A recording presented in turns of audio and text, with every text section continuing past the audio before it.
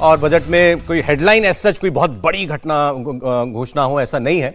लेकिन जो चुनावी राज्य हैं क्या उनके लिए कुछ है? इस साल पश्चिम बंगाल में, केरल में, तमिलनाडु में, असम में विधानसभा चुनाव होंगे। बजट में इन राज्यों को क्या मिला? इन स्टेट्स की पब्लिक को बजट से मोदी सरकार ने क्या मैसेज दिया है? आज खास बात यह थी कि वित्त मंत्री निर्मला सीतारमण ने अपने बजट भाषण के दौरान तमिलनाडु की कांजीवरम साड़ी पहनी हुई थी। और चुनावी राज्यों को बजट में क्या क्या मिला ये जान लीजिए। रेलवे के लिए 7 नए हाई स्पीड रेल कॉरिडोर्स का ऐलान हुआ है। इसमें हैदराबाद चेन्नई और Chennai Bengaluru high speed rail corridor शामिल है। इसके अलावा वाराणसी से सिलीगुड़ी के बीच भी हाई स्पीड रेल कॉरिडोर बनाया जाएगा। तो ये साउथ के स्टेट्स और उधर बंगाल, ये कॉरिडोर आम आदमी के लिए हवाई सफर का एक अच्छा बेहतर विकल्प बन सकते हैं। केरल और तमिलनाडु दोनों कोस्टल राज्य हैं। सरकार ने यहां कोकोनट प्रमोशन स्कीम शुरू की है नारियल के लिए। आपको बता दें तमिलनाडु दूसरा सबसे बड़ा कोकोनट प्रोड्यूसर है देश का, और देश के कुल प्रोडक्शन का 30% कोकोनट वो तमिलनाडु में आता है। इससे 80 लाख किसानों को सीधे फायदा होने जा रहा है।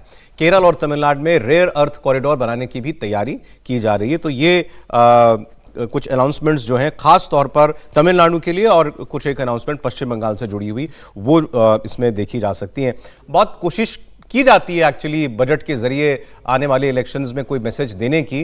तो ऐसा जैसे पिछली बार बिहार का इलेक्शन था तो मखाना बोर्ड बनाया गया था, उसको बिहार के लिए बहुत ऐलान था। बिहार कई बार नाम लिया गया था पिछले साल की स्पीच के अंदर। मधुबनी साड़ी पहनी थी बिहार की, मधुबनी साड़ी पहनी थी। हाँ, तो इस बार कांजीवरम, इस बार कांजीवरम पिछली बार बिहार की थी, इस बार तमिलनाडु की है कांजीवरम।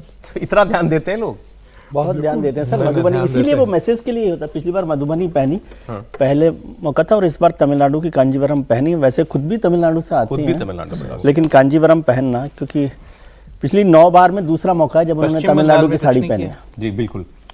और ये कोकोनट वाला जो है तमिलनाडु में एक बड़ा मामला है। इससे 80 लाख किसान जो हैं वो जुड़े हुए हैं। 4.93 लाख हेक्टेयर में नारियल की खेती होती है, और इसके अलावा काजू भी उसमें शामिल किया गया है। काजू प्रोडक्शन में तमिलनाडु देश का 5वां बड़ा राज्य है।